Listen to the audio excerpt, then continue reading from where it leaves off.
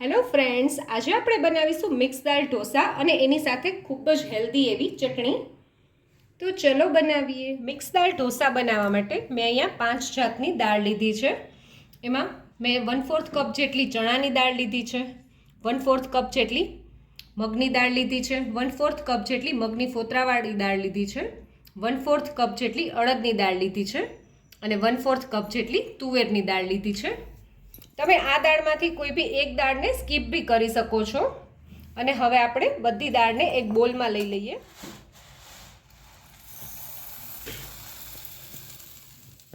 હવે આપણે આ બધી દાળને સરસ રીતે વોશ કરી લેવાની છે. દાળ સરસ રીતે વોશ થઈ ગઈ છે. હવે આપણે એમાં થોડું હુંફાળું પાણી એડ કરશું અને હવે આપણે દાળને 4 થી 5 કલાક સુધી આવી જ રીતે પલળવા દેશું.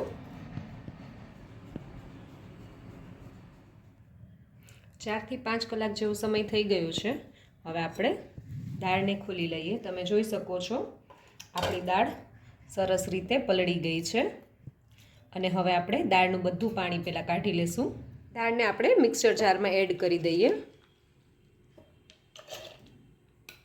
તમે જોઈ શકો છો મેં દાળનું બધું પાણી કાઢી લીધું છે. દાળ આપણી વધુ છે એટલે આપણે એને 2 બેચમાં પીસશું. હવે આપણે થોડું એમાં લસણ એડ કરશું. હું અહીંયા 6 થી 7 કળી લસણની એડ કરીશ. એક મીડિયમ સાઇઝનું મરચું અને આદુના ટુકડાને પણ આની સાથે જ આપણે એડ કરી દઈશું. એની સાથે જ આપણે થોડી કોથમીર એડ કરશું અને હવે આપણે થોડું પાણી એડ કરીને દાળને સરસ રીતે ક્રશ કરી લેશું. આપણી દાળ સરસ રીતે પીસાઈ ગઈ છે. તમે જોઈ શકો છો એકદમ સ્મૂથ પેસ્ટ એની રેડી થઈ ગઈ છે. અને આપણે એક બોલમાં લઈ લઈએ.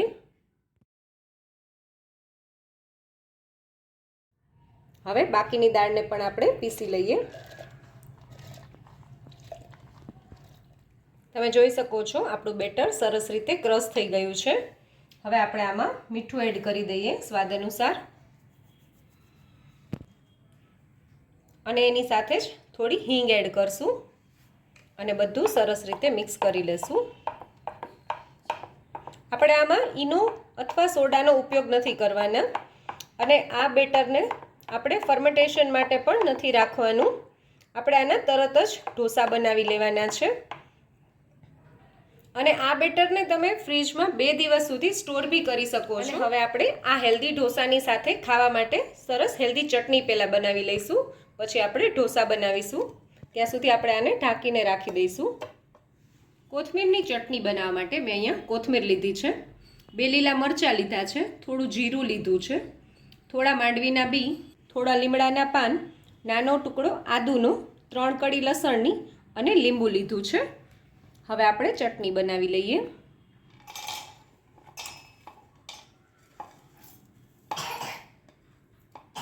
હવે આપણે થોડું સ્વાદ અનુસાર મીઠું એડ કરશું,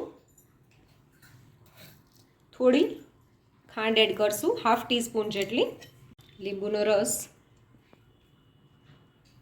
હવે આપણી ચટણીનો એકદમ સરસ ગ્રીન કલર જળવાઈ રહે એના માટે આપણે આઈસ ક્યુબ એડ કરશું અને બધું ક્રશ કરી લઈએ. હવે આપણી ચટણી રેડી થઈ ગઈ છે.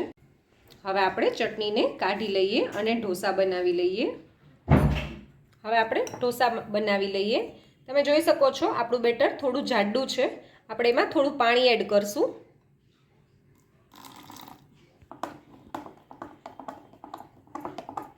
મેં બેટરમાં 1/4 કપ જેટલું પાણી એડ કર્યું છે. તમે જોઈ શકો છો આપણે આ રીતનું બેટર જોઈએ છે.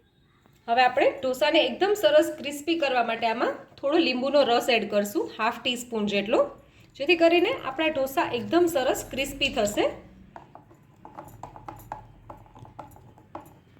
અને હવે આપણે ઢોસા બનાવી લઈએ. હવે મેં અહીંયા તવો મૂકી દીધો છે ઢોસા માટે. એમાં આપણે થોડું તેલ એડ કરશું. હવે આપણી તવી સરસ ગરમ થઈ ગઈ છે. આપણે એને થોડું ભીના કપડાથી લૂછી લેશું અને ગેસની ફ્લેમ આપણે લો કરી દેશું.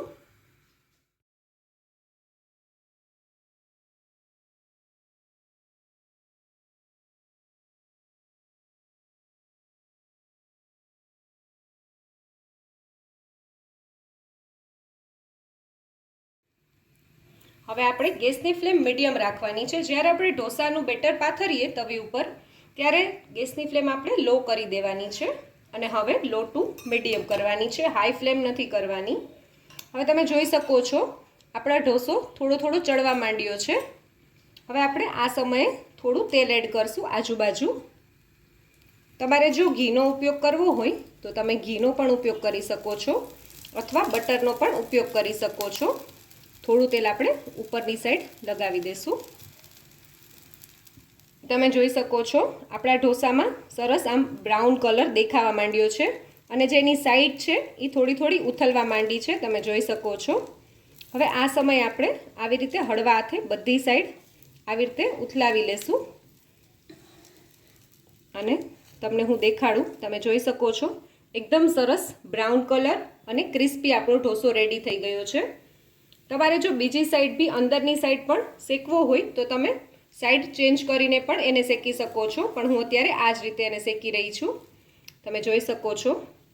અને હવે આપણે આ જ રીતે બાકીના ઢોસા પણ રેડી કરી લઈએ. હવે આપણે બીજો ઢોસાનું બેટર પાથરીએ એ પહેલાં તવીને સરસ ક્લીન કરી લેશું ભીના કપડાં વડે અને ગેસની ફ્લેમ આપણે લો કરીને પાછું ઢોસાનું બેટર એડ કરી દઈશું અને સેમ એ જ પ્રોસેસથી આપણે બીજો ઢોસો પણ બનાવી લેશું. તમે જોઈ શકો છો આપણો બીજો ઢોસો પણ રેડી થઈ ગયો છે. તેને સર્વ કરી લઈએ. તો તૈયાર છે આપણા મિક્સ દાળના ઢોસા. જો તમને મારો આ વિડીયો ગમ્યો હોય તો મારા વિડીયોને લાઈક કરજો, શેર કરજો અને મારી ચેનલ કુકિંગ વિથ ઉમા પુરોહિતને સબસ્ક્રાઈબ કરજો, જેથી કરીને આવા નવા વિડીયો હું તમારી સાથે શેર કરી શકું.